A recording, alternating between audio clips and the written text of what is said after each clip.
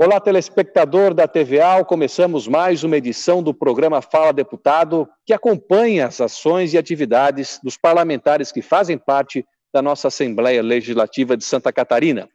Hoje, o nosso convidado é o deputado Ismael dos Santos, do PSD, que também é presidente da Comissão de Combate e Prevenção às Drogas na Assembleia Legislativa. Deputado, obrigado pela presença. Satisfação toda nossa, é um prazer conversar com os seus ouvintes, com os nossos telespectadores e prestar contas do nosso mandato. Uma das missões do parlamentar é exatamente essa questão da transparência do seu dia a dia e falar principalmente da nossa produção parlamentar nesta casa. Bom, falando em produção parlamentar, o senhor já teve esse ano 2 leis de sua autoria aprovadas aqui na Assembleia que já estão em vigor, foram sancionadas e já estão em vigor. Uma delas trata da publicação de boletins epidemiológicos diários a respeito da pandemia que nós estamos vivendo, a pandemia da Covid-19. Queria que o senhor explicasse qual que é o objetivo dessa lei que já está em vigor. Bom, eu parti de um fato consolidado, concreto, de uma pessoa que era muito amiga nossa, que veio a óbito, infelizmente, lá em São Miguel do Oeste, e ela entrou na sexta-feira, foi internada, isso há cerca de 40 dias, e um teste deu positivo, outro deu negativo, estava naquela dúvida, enfim, não havia muita certeza, mas infelizmente no domingo veio a óbito. E aí, na segunda pela manhã, a família entrou em desespero. Está ou não está com coronavírus, porque mandaram o teste para o LACEN, né, o laboratório central, e não chegava o resultado. E aí nós tivemos que intervir junto à Secretaria de Saúde, enfim, o resultado chegou já meio-dia, a família teve que retirar às pressas do necrotério ao meio-dia e a 1h sepultar. Então, imagine a angústia dessa família, né, porque ficou mais de 70 horas sem saber de forma concreta o resultado do exame de Covid para o seu ente querido. Então, foi pensando nisso que nós preparamos esse projeto, felizmente agora sancionado pelo governo em Santa Catarina, fazendo com que haja dados positivos e rápidos em relação à Covid em Santa Catarina, como, por exemplo, qual é o número de leitos ocupados, quantas pessoas já foram curadas, questões básicas da testagem nos municípios, que podem ser um instrumento eficaz, eficiente, num controle mínimo numa hora de pandemia e de insegurança das famílias como essa que vivemos em Santa Catarina. Essa lei trata basicamente de uma matéria que é essencial nesse momento que a gente está vivendo, um momento de guerra praticamente, de incertezas, que é a informação, né? Quanto mais informação precisa e quanto mais e melhores informações a gente tiver sobre isso, melhor o Estado tem condições de enfrentar essa pandemia, não só o Estado, mas a sociedade principalmente. Essa lei também vai nesse sentido. Sim, perfeitamente, porque, por exemplo, a partir dessa informação e do contato que nós tivemos com o LACEN, até então não sabíamos como funcionava a questão das testagens, nós soubemos, por exemplo, que o LACEN estava com falta de insumos, né? E aí fomos à Secretaria de Saúde cobrar também essa fomentação dos insumos para que o LACEN pudesse dar com mais agilidade e mais precisão os resultados aos catarinenses. Então, acredito sim que é uma ferramenta, um instrumento muito positivo para a saúde e, em especial, para a segurança na informação dos nossos catarinenses. Outra lei de sua autoria, que foi votada, aprovada este ano aqui na LESC e também já está em vigor, é a Lei 17.983, que trata da transparência nos contratos da administração pública estadual. Basicamente, ela exige que seja informado o nome dos sócios das empresas, das pessoas jurídicas que celebram contratos com o Estado, seja nos vários níveis de poder, nos outros órgãos da administração direta e indireta estadual. Qual é o intuito e por que o senhor o senhor resolveu apresentar esse projeto, deputado? Perfeitamente, mas uma ideia que surgiu baseada num fato, e o fato conhecido por todos os catarinenses, até no Brasil todo, a questão dos 33 milhões pagos pelos respiradores que não chegaram, infelizmente, a Santa Catarina. E por que ocorreu tudo isso? Por falta de informações básicas. Então, o projeto, né, hoje transformado em lei, vem exatamente nesse sentido. Por exemplo, a relação dos sócios, na questão aí da VegaMed, né, que foi a empresa que contratada para fornecer 33 milhões, o principal diretor era o motorista de ônibus, sem nenhum demérito aos motoristas de ônibus, mas não é o motorista de ônibus que tem essa capacidade econômica de negociar 33 milhões. Uma outra questão que depois a Polícia Civil de Santa Catarina constatou, foi lá no Rio de Janeiro, onde estava a sede da empresa, e era uma empresa de fachada, não era o mesmo prédio que aparecia nos sites. O que apareceu lá foi um casebre de uma favela. Então, é para evitar exatamente isso que nós estamos colocando aí a exigência de que se comprove, por exemplo, imagens constatando que, de fato, a empresa existe e não é uma empresa de fachada.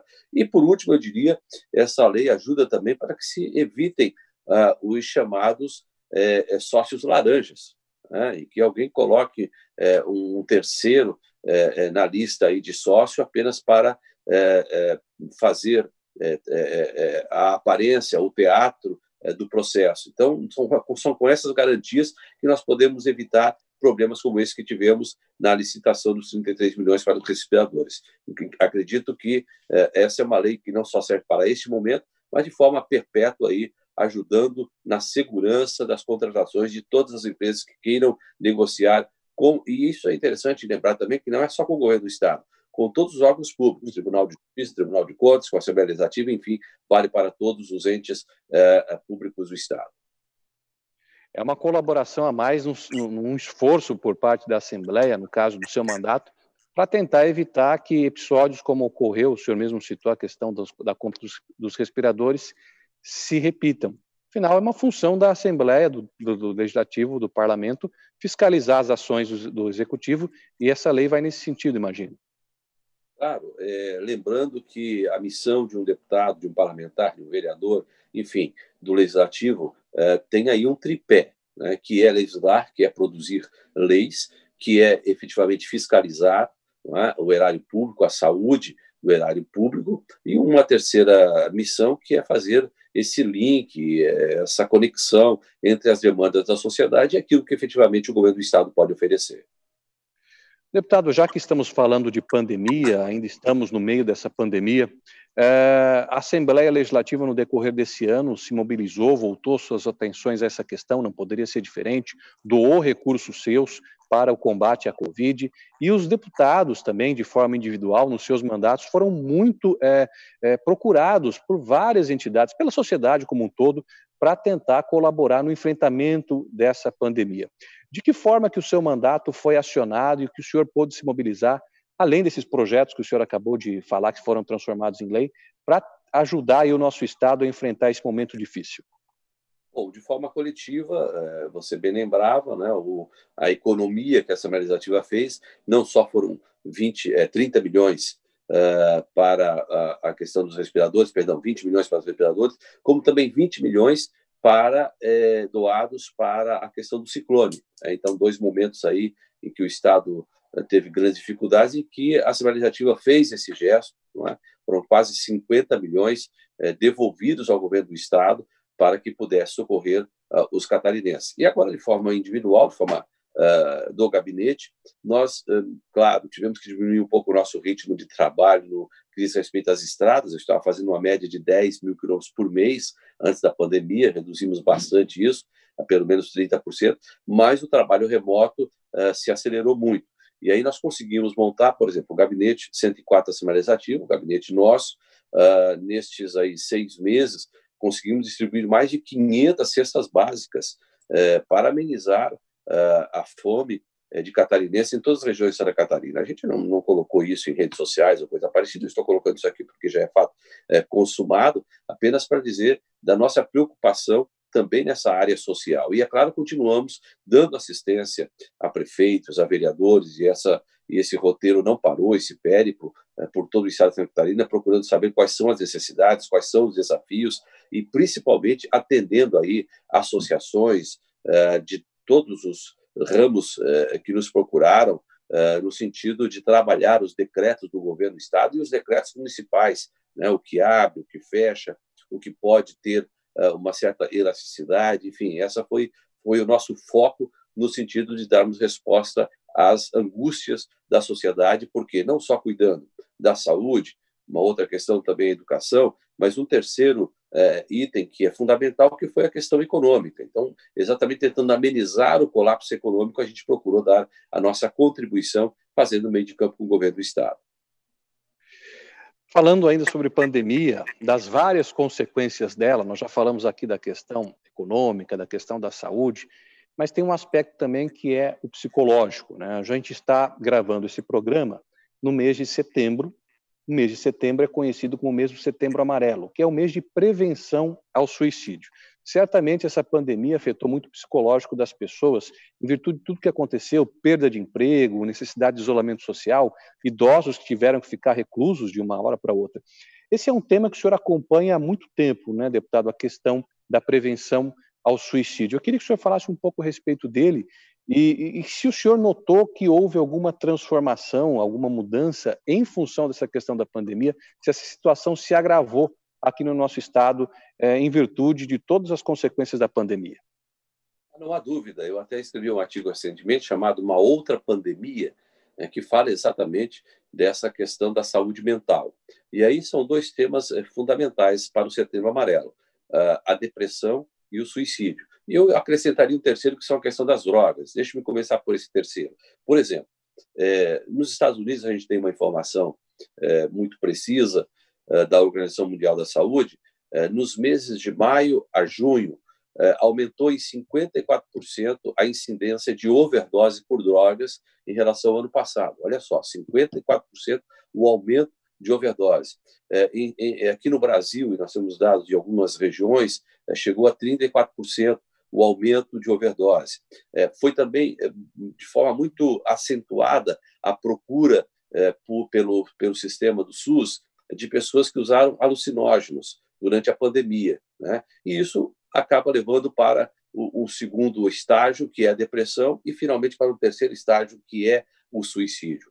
A Organização Mundial da Saúde coloca que a cada 40 segundos um suicídio, no Brasil, a cada 45 minutos um suicídio, e isso vem agravar com a pandemia, porque tem a questão do isolamento, tem a questão da insegurança, o que vai ser o amanhã, tem a questão da quebradeira financeira, não é? A empresa faliu, o que eu vou fazer? Tivemos vários casos, infelizmente, de empresários que deram basta à sua vida por causa da pandemia. Então, tudo isso nos motiva a continuar um projeto que nós já iniciamos há exatamente um ano, né, no setembro de 2019, que foi o projeto Viver a Melhor Escolha, através da Comissão de Combate e Prevenção às Drogas, a qual eu presido.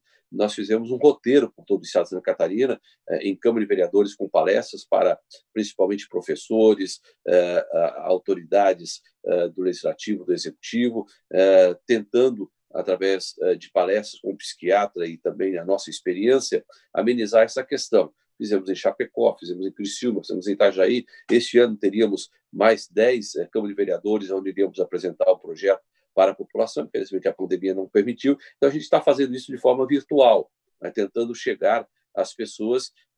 Inclusive, escrevemos uma cartilha chamada Deserto Noturno, que fala sobre os desafios da depressão e do suicídio, e sempre tentando hastear essa bandeira de que viver é a melhor escolha. Deputado, nós vamos a um rápido intervalo. Na sequência, a gente volta para falar mais sobre a sua atuação aqui na Assembleia. Vamos falar do programa Reviver, vamos falar mais sobre a Comissão de Prevenção e Combate às Drogas. Portanto, voltamos já.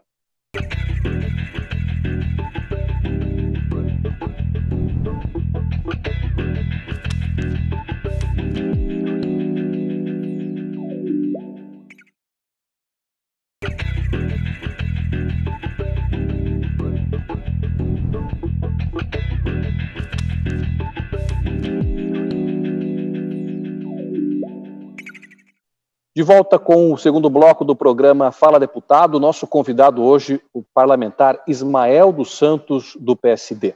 Nós falamos no primeiro bloco, foi o assunto que encerrou o nosso primeiro bloco, deputado, sobre essa questão do suicídio, que é um dos temas que a Comissão de Prevenção e Combate às Drogas, que o senhor preside, trabalha. Mas a comissão tem um trabalho muito mais amplo, né?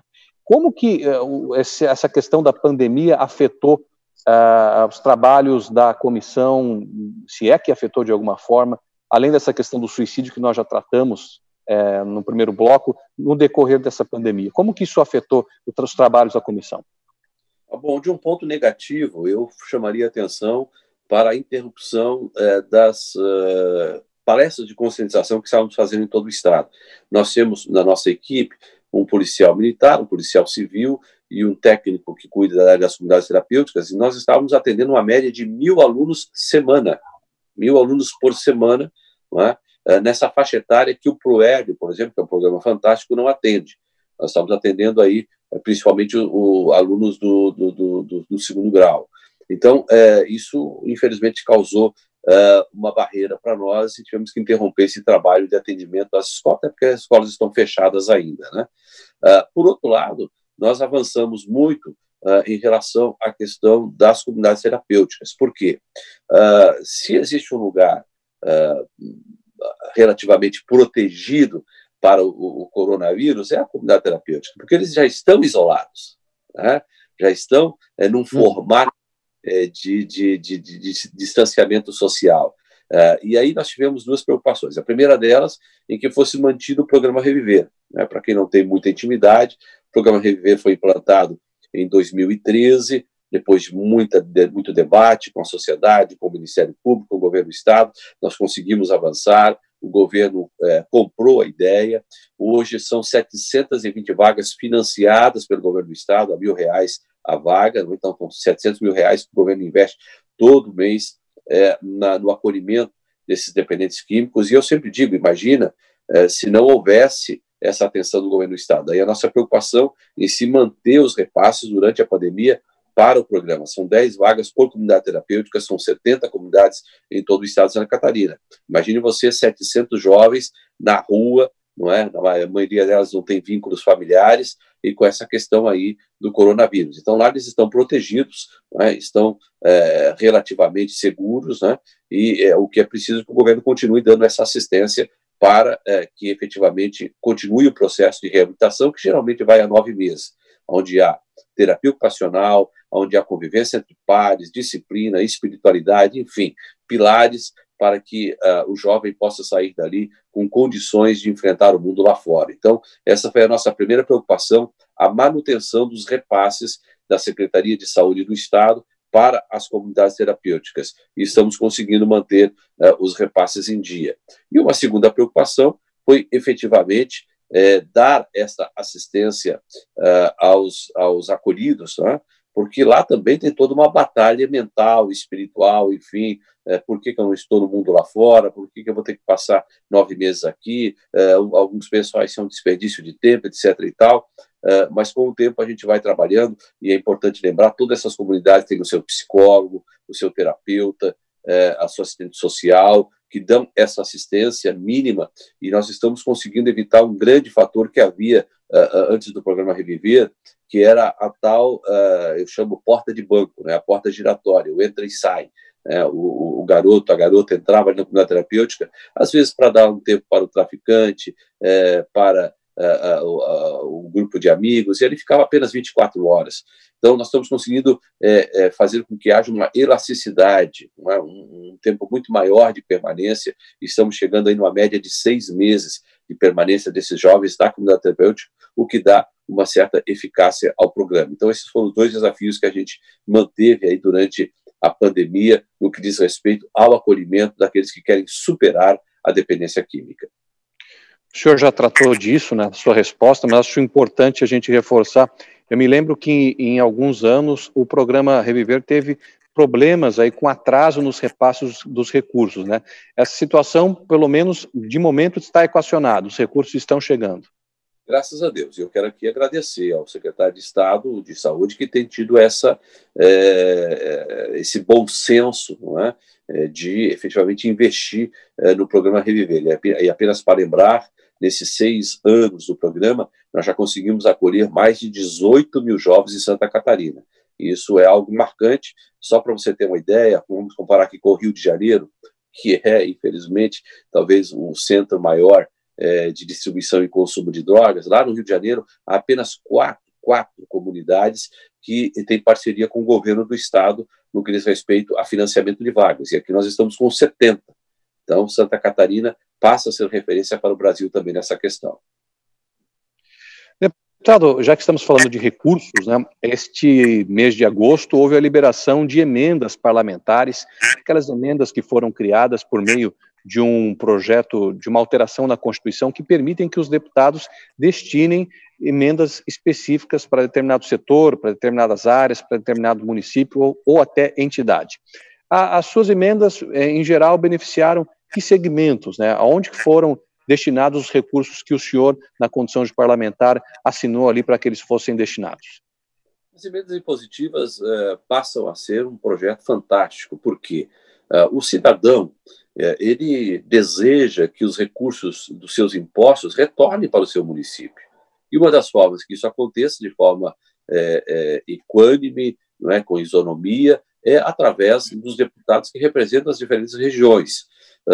Hoje a lei permitia até 30, 35 municípios, agora estamos tentando ampliar para 60 municípios, mas enfim, até então o deputado poderia contemplar até 30 municípios ano, colocando a emenda impositiva no orçamento do Estado para pagamento no ano posterior. Então, esse ano foram liberados aí 30 emendas, não é? Basicamente 30 municípios, é claro que você pode investir emendas e mais emendas em um só município, mas geralmente os deputados escolhem um município por emenda. Então, são 30 emendas, 30 municípios. E nós conseguimos aí pipocar, por assim dizer, em todo o estado, até porque eu tenho um mandato bastante pulverizado em Santa Catarina, fiz voto em 286 municípios, dos 295.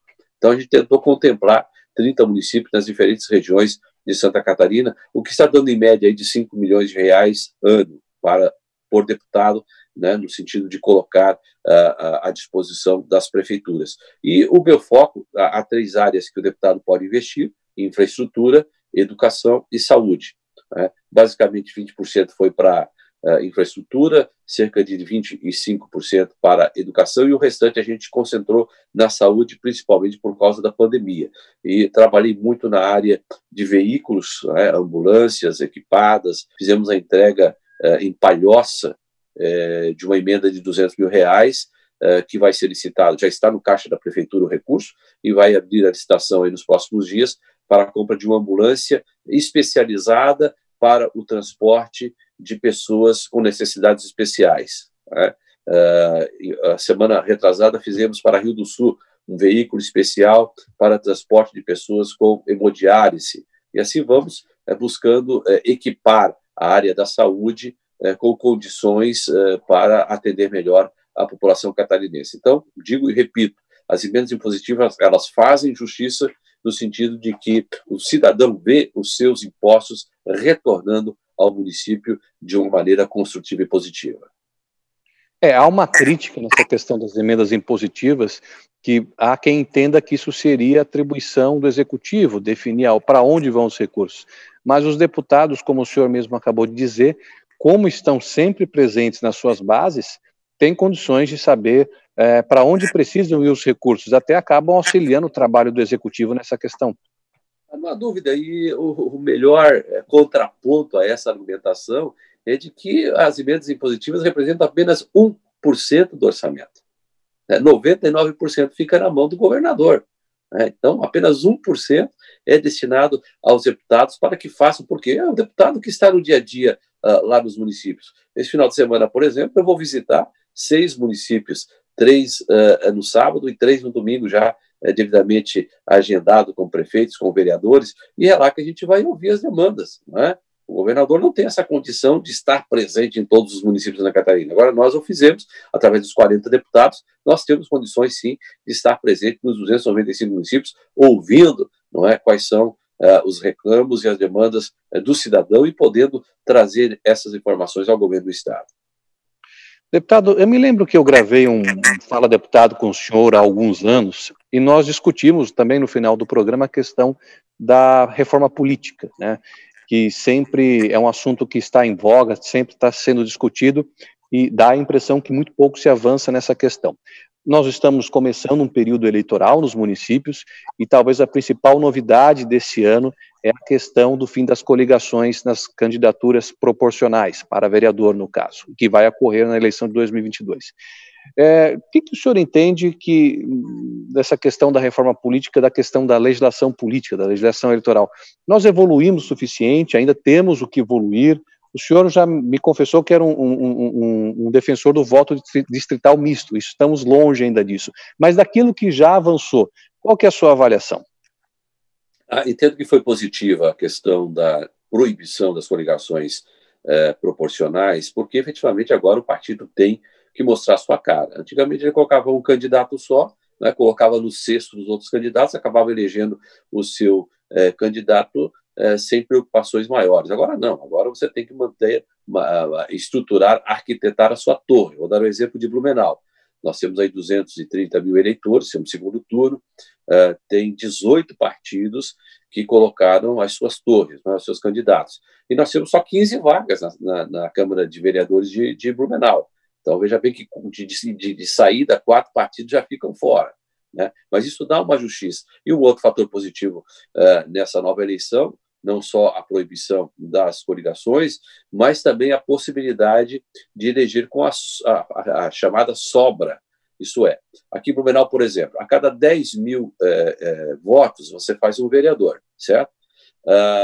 Vai acontecer de um partido fazer 8 mil votos, não chegou a fazer uma legenda, não elege um vereador direto, mas na sobra, isto é, se o segundo partido fez 15 mil votos, ele elege um, né, e ficaria 5 mil na sobra. Então, esse partido que fez apenas 8 mil votos vai ter condições de fazer o segundo vereador, e não aquele que fez 15 mil votos. Fez 15 mil votos, faz só um.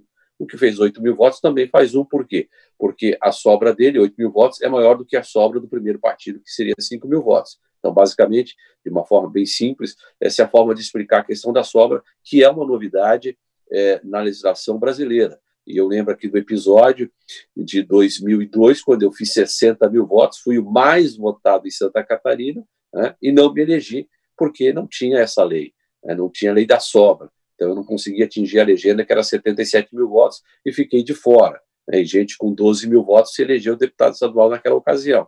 Então, é uma forma de você valorizar o voto popular e também dar condições para os pequenos partidos terem a sua representação. Então, nesse sentido, foi muito positivo. Eu continuo insistindo de uma forma utópica, é verdade, mas acho que nós vamos chegar ainda lá, né, no voto distrital. Não como é nos Estados Unidos, o voto distrital puro, em que você só pode eleger pela região, mas o voto distrital misto, como é na Alemanha. Então, 50% do legislativo, por exemplo, catarinense, 20 deputados seriam eleitos pelas suas regiões, pelos seus distritos, e 20% estadualizado. Aqueles que têm bandeiras estadualizadas poderiam se candidatar. Então, o eleitor vota em 2 deputados, um pela região e um de forma estadualizada. Esse é o voto distrital misto que eu defendo, né? E a outra grande questão é o voto revogável. Por exemplo, nós estamos aí no processo de impeachment, estamos com 3 pedidos na Assembleia Legislativa.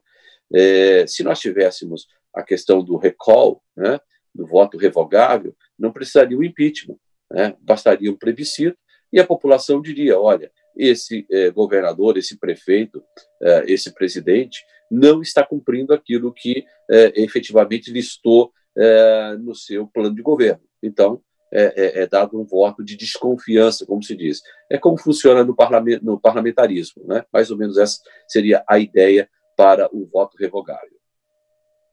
Deputado Ismael dos Santos, chegamos ao final da nossa entrevista. Gostaria de agradecer muito pela sua participação e até uma próxima oportunidade. Colocando o gabinete à disposição, estamos aí no gabinete 104, buscando fazer mais e melhor por Santa Catarina. Na segunda-feira eu atendo no gabinete regional, terça, quarta e quinta estamos lá na Assembleia Legislativa e sexta, sábado e domingo a gente roda o Estado buscando cumprir o nosso mandato parlamentar. Obrigado pelo espaço e sempre à disposição.